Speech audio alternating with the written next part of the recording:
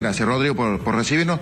Bueno, lo acabas de escuchar lo que dijo el vocero presidencial esta mañana, el propio Javier Milei se ha encargado de decir que el veto es total. ¿Vos crees que a esta altura se puede llegar a dar una suerte de negociación y en todo caso vos obviamente estás en contra del veto porque entendés que se pueden resignar otras partidas como para compensar esto si el problema es el equilibrio fiscal, como dice el presidente?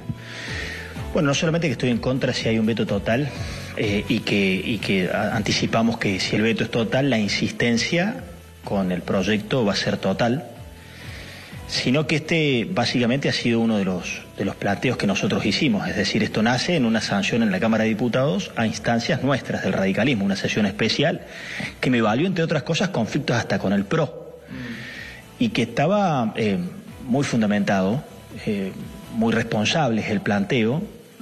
Para nada es lesivo en los términos que el gobierno dice para la fiscalidad. Yo respeto a este gobierno con muchas diferencias que tengo en cuanto a este objetivo de equilibrio fiscal, este mantra de cuidar la fiscalidad y lograr equilibrio, me parece que es el principal acierto del gobierno, pero esto no es lo que se dice que es la Oficina de Presupuesto del Congreso, que es una oficina no politizada, muy seria, muy técnica, lo ponderó en 0,4 puntos del PBI. Nosotros señalamos distintas aristas donde el gobierno podría acudir para obtener el mismo ahorro y marcábamos que este ajuste necesario en la Argentina fue brutal para con los jubilados que perdieron más del 30% de los saberes y por eso llevamos adelante esta sesión.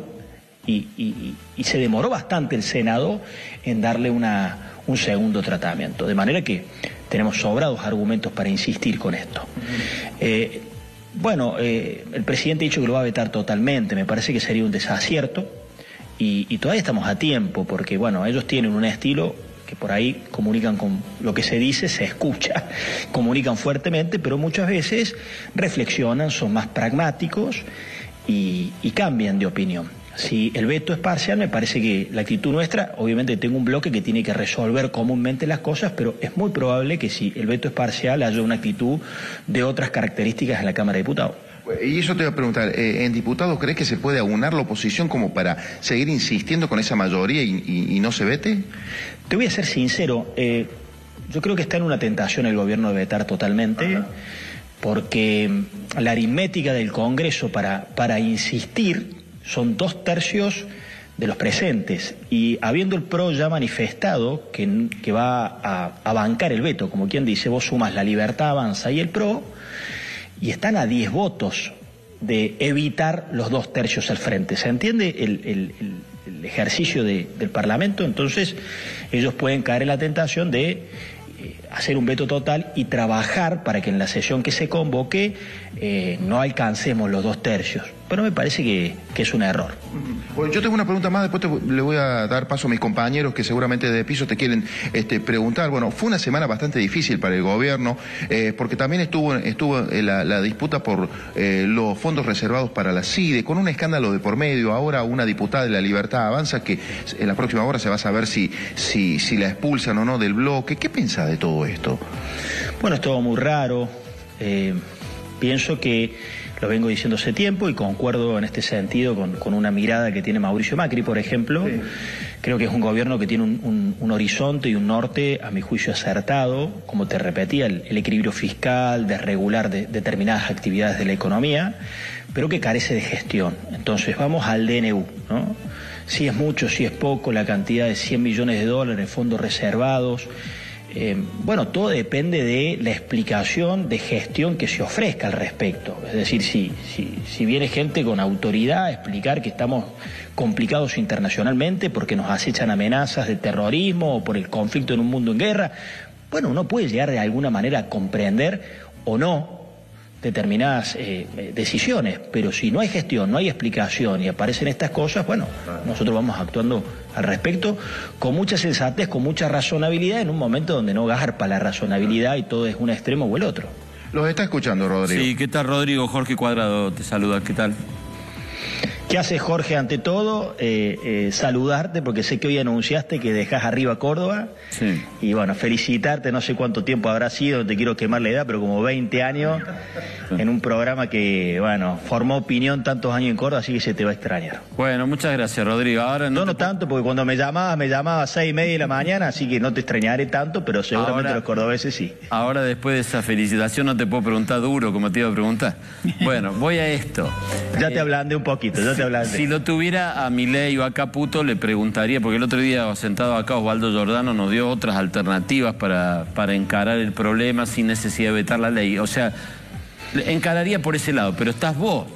Mi pregunta es, ¿ustedes sancionan una ley que le apunta directo al corazón de lo que el gobierno está haciendo bien, que es reducir el déficit fiscal, y después que se la arregle el gobierno, después ustedes sancionan esa ley, páguenle a los jubilados y con el déficit arréglensela a ustedes?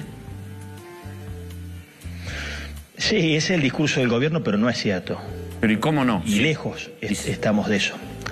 Tuvo su tiempo, arrancó con la ley bases y yo estuve en conversación con el gobierno. Nosotros presidimos la comisión previsional, nosotros somos los autores de este proyecto, salvo algunos agregados, pero la recuperación del 8%, que son unas monedas para haberes que están todos en la pobreza. Nosotros bancamos al gobierno cuando sacó un DNU. Fui criticado por eso, porque decía, bueno, el DNU es precario, va a ser susceptible de judicializaciones, lo que es cierto, pero yo decía, muchachos, es mejor que la nada. Yo tengo esta impronta reformista, a veces las cosas no salen ideal como vos las querés, pero mejor que salga algo que no salga nada. Me pasó con la reforma laboral, no salió la que yo hubiese querido, mejor que la que estaba, está.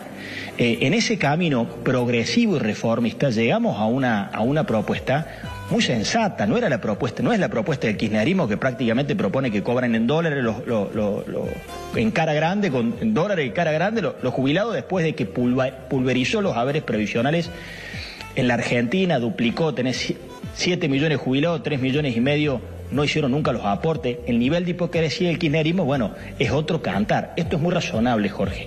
Por eso aparecen personas como técnicos, como el Osvaldo Giordano desde Fundación Mediterránea, a decir no solamente que no es cierto que esto genere un quiebre en la fiscalidad, sino que todo lo contrario, es preventivo de una judicialización que le va a hacer perder más plata al Estado. Entonces, es muy sensato. Las alternativas, se nos criticó porque no dimos las alternativas de dónde sacar los recursos, que es un poco lo que vos preguntás, ¿no es cierto? La verdad que las alternativas discursivamente se las ofrecemos, son distintas. Me parece más irresponsable que además seamos los que le metamos manos a la política económica y le digamos, bueno, mira, desarma el régimen de Tierra del Fuego, que sale más o menos lo mismo que esto, y que te privás de cobrar una serie de impuestos a un conjunto de empresas que ya una década de esta parte hemos dado cuenta que no ha dado los resultados que tendría que haber dado. Es decir, vos tenés distintas alternativas, se las presentamos en un proyecto de ley como alternativas para el gobierno. Me parece más serio darle las alternativas que obligarlo nosotros, que no gobernamos, Rodrigo, porque hay que aceptar que votaron a ellos, a decirles dónde es que tienen que hacer la priorización del gasto. pero sí, debiera ser así, Laura, porque vos decís, ahora se los presentamos ahora se viene la parte más difícil. Discursivamente es así, sí. Alternativas teóricas, y el proyecto que se convirtió en ley la semana pasada no plantea exactamente las fuentes de financiamiento. Entonces, hay que después buscarlas, porque para el régimen de Tierra del Fuego hay que hacer otra ley, conseguir los votos, derogar eso. O sea, tampoco es tan simple. Mira, tan no es así, Laura, que de hecho cuando sancionamos la ley bases, sí presentamos a instancia de diputados, después se cayó en Senado, distintas alternativas donde el Estado podía acudir a los gastos tributarios que se llaman, que es un dato técnico, que es donde el Estado, por distintos regímenes, deja de cobrar impuestos a qué industrias, para qué objetivos que no se han cumplido, digamos. Le dimos la alternativa, el gobierno no la quiso sancionar. Me parece que ahí hay un discurso que no es cierto y que es falso, es decir, el gobierno está en condiciones de avanzar con esto, no lo digo yo, lo dicen economistas de los más serios y muchos de los cuales integraban su staff económico. Pero Rodrigo, perdóname, pero todos esos economistas no gobiernan. El que gobierna es el gobierno, y el gobierno, yo no sé qué intención puede tener, suponiendo que fuera un error lo que está haciendo, ¿por qué persistir en ese error? Digamos, no termino de entender bien cuál sería el negocio del gobierno de persistir en un error. Pero si el gobierno está diciendo, a ver, yo necesito gobernar de acá hasta fin de año para llevar la inflación a 2% o a menos del 2%. Y no me metan herramientas que sean piedra en el camino. Mi sensación es, bueno, a ver, que le peguen por Lijo, bájenlo a Lijo, que es un esperpento, no el señor Lijo, sino el tema institucional es un esperpento, bájenle la plata para los organismos de inteligencia, todo eso, sí, pero le pegan en el corazón de lo que el gobierno entiende que es su plan. No, pero ese argumento estamos demostrando que es falaz, es decir... ¿Pero cómo falaz? En el caso, con esa línea argumentativa, no le podremos pegar ni por el DNU, ni por ninguna otra cuestión. Este es un argumento que se sostiene fiscalmente, se super sostiene fiscalmente, que es absolutamente prudente, que tiene que ver con el discurso del gobierno, porque el gobierno tiene un contrato democrático y dijo de alguna manera que el ajuste lo iba a pagar la casta. Los jubilados han perdido un 35% del haber previsional, están en una situación de desesperación clara y concreta. El 40% de la canasta de un jubilado promedio son medicamentos. El otro día Laura González dijo... Está todo por debajo de la línea de la pobreza. El otro día Laura González me decía a mí que desde que Milei gobierna los jubilados recuperaron 5%, sí, que lo que perdieron lo perdieron antes con Massa. Y el kirchnerismo no dijo nada, y acá votaron juntos con el kirchnerismo. La pérdida del poder adquisitivo de las jubilaciones es del 30, en el 23. Y de diciembre a esta parte, el 6 la recuperación. Por supuesto, no se recupera todo lo perdido. Es más, desde el 2017 vienen perdiendo los jubilados. Vos te estás escuchando. Fíjate que es distinto lo que decís vos, lo que dice Jorge. Claro, ¿no? Ahora se empieza a recuperar por justamente la móvil. ¿Vos qué decís? Que han recuperado, están mejor que un 6% que diciembre cuando se asumió. Sí, hacer las cuentas, Rodrigo. Sí, claro. Sí, mirá, Laura, dan los números está bien, pero Rodrigo, no tiene sentido discutir eso porque está claro que los jubilados están mal y que deberían ganar el doble o el triple o el cuádruple. El problema es que Milei... De eso no hay duda, no ese es el punto, no. Está claro que están mal y están mal desde hace muchos años y yo comparto con ustedes ese argumento, no es que se despertaron mal ahora con este gobierno. Se han empeorado brutalmente en estos meses porque se aplicó un ejercicio de licuadora que les podrá los haberes previsionales. En este gobierno, en extremo. Entonces se los puede recuperar con una fórmula que nosotros diseñamos, que está en esta ley y que es igual que el DNU. Si vos vetás esta ley, te quedás con un DNU que te están diciendo los técnicos que te puede salir más caro el DNU. Te puede salir más caro. Hicieron la compensación anual, eso no estaba. Bueno, por eso te insisto, Laura, que si hay un veto parcial puede ser bastante más razonable. Entonces, perdieron un 25% en enero, se le recupera el 20% y esto simplemente es un 8%, es un remanente, no se está discutiendo nada. En términos fiscales pero, no se está discutiendo nada. Yo digo, Rodrigo, políticamente, no económicamente.